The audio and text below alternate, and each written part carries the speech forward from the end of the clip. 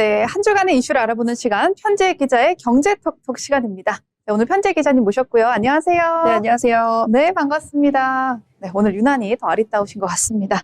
자, 그럼 오늘 첫 번째 이슈 알아보도록 하겠습니다. 이 한국 경제가 예상보다 좋은 성장 흐름을 보이고 있습니다. 이 올해 성장률이 정부 목표인 2%를 넘어설 수도 있다. 이런 얘기가 나오고 있는데요. 실제 상황은 어떻습니까? 네, 단기적으로는 긍정적인 흐름입니다. 올해 1분기 성장률이 1.7%로 예상치를 크게 웃돌면서 주요 투자은행들도 연간 성장률 전망치를 2.5%에서 3% 수준까지 상향하고 있습니다. 특히 반도체 수출 회복이 성장을 끌어올린 핵심 요인으로 꼽힙니다. 네, 연간 3% 전망이면 정부 입장에선 굉장히 반가운 소식일 것 같습니다. 네, 정부는 반도체 호황에 더해 소비 지원 정책과 자본시장 활성화 조치도 성장에 기여했다고 보고 있습니다. 다만 일각에서는 소비 지원 정책은 단기적으로는 성장률을 끌어올리는 효과가 있다고 볼 수 있지만 재정 지출 확대에 따른 국가 채무 부담과 일회성 효과에 그칠 수 있다는 점에서도 한계가 있다는 지적이 나오고 있습니다. 네, 그렇다면 이런 흐름 기저 효과에도 영향이 있다고 봐야 될까요? 네, 그렇습니다. 지난해는 반도체 경기 침체와 고금리 영향으로 수출과 투자, 소비가 동시에 둔화되면서 성장률이 크게 낮았던 상황이었습니다. 이 기저 효과 때문에 올해 성장률이 더 높게 보일 수 있다는 분석입니다. 네, 결국에는 그렇다면 지속 가능한 경제 체력이 중요한 시점인 것 같은데요. 네, 핵심은 잠재 성장률입니다. 경제가 무리 없이 낼 수 있는 기초 체력인데요. 현재 한국의 잠재 성장률은 1%대 중반 수준까지 떨어졌습니다. OECD와 KDI 등 주요 기관들도 이 흐름이 계속 낮아질 것으로 보고 있습니다.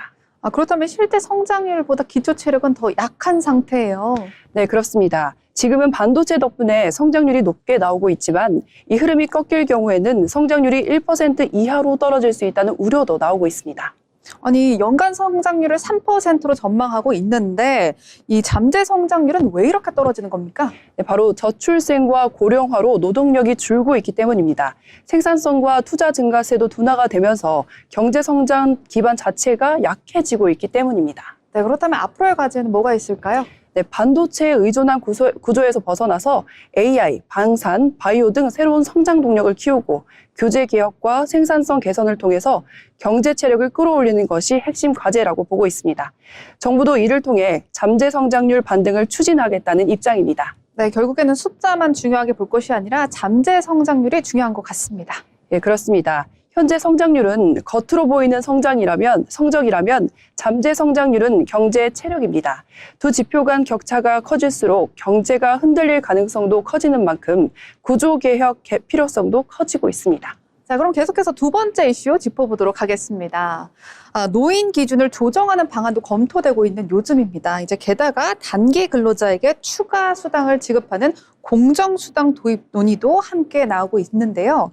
먼저 연금 문제부터 짚어보겠습니다. 아니, 이 문제가 왜 다시 또 화두가 된 걸까요? 네, 빠르게 진행되고 있는 고령화가 가장 큰 이유였는데요. 현재 노인 기준은 65세로 1981년 이후 40년 넘게 유지가 되고 있는데 기대 수명과 경제 구조 변화에 비해 기준이 낮다는 지적이 이어지고 있습니다.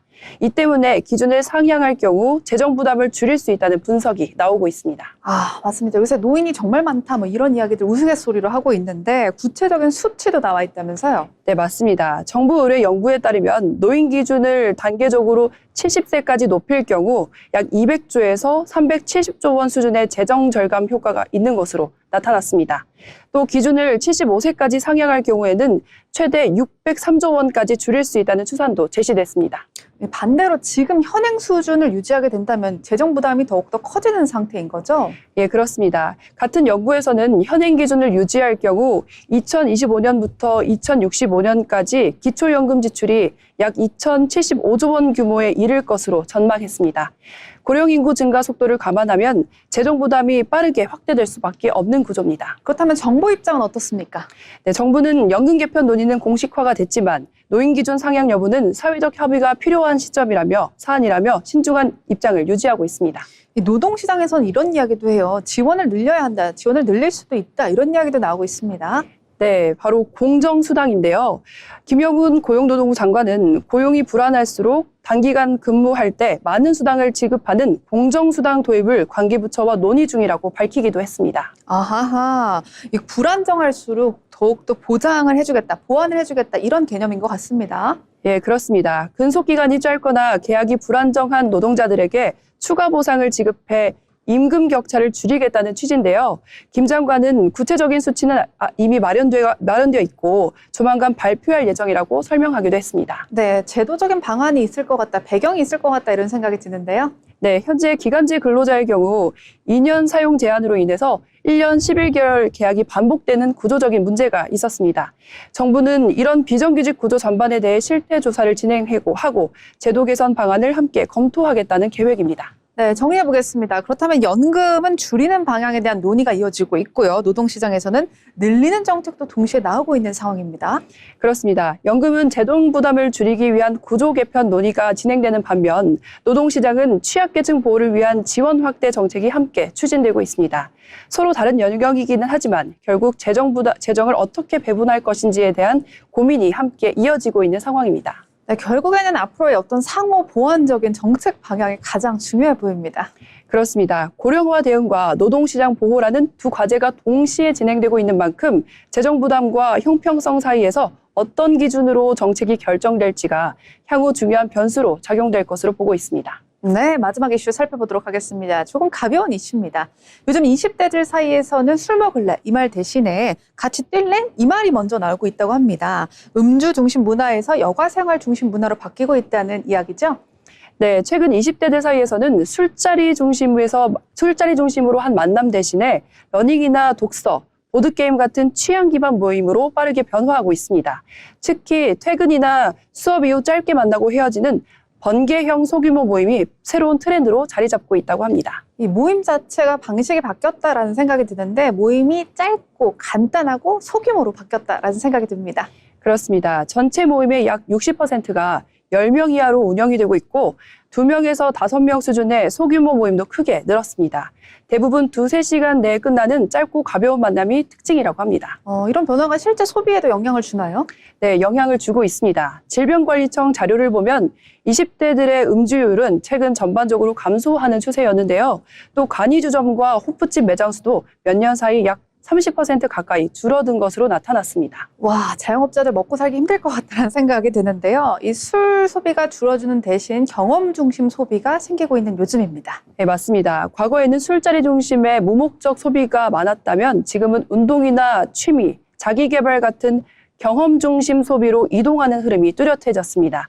특히 시간을 효율적으로 쓰려는 경향이 강해지면서 짧은 시간 안에 만족도를 얻는 활동이 선호되고 있습니다. 어드밋나이트? 이건 뭐예요? 새롭게 들어본 이름이에요? 네, 그게 바로 친구들과 모여 각자 밀린 일을 처리하는 모임이라고 하는데요. 함께 있을 때 집중력이 높아지는 바디 더블링 효과를 활용한 방식이라고 합니다. 술 대신 생산성과 효율을 선택하는 새로운 사교 문화로 확산되고 있다고 합니다. 아니, 그럼 결국 친구들끼리 만나서 먹고 떠들고 하는 게 아니라 어떤 일을 한다 이런 느낌이 드는데 소비 방식 자체도 변화되고 있는 것 같습니다. 네, 젊은 세대를 중심으로 시간과 돈을 쓰는 방식이 바뀌면서 외식과 주점 중심의 소비는 줄고 운동과 취미, 자기개발 시장은 커지는 구조 변화가 나타나고 있습니다. 네, 산업에도 영향이 있을 것 같은데요. 네, 맞습니다. 이런 흐름은 단순한 유행을 넘어서 소비 패턴과 관련 산업 구조를 바꾸는 변화로 이어질 가능성이 있습니다. 기업들도 이에 맞춰서 경험 중심 상품과 서비스를 확대하는 움직임을 보이고 있습니다. 네, 지금까지 편지 기자와 함께한 경제톡톡 시간이었습니다. 오늘은 경험 중심 소비에 대해서 알아봤습니다.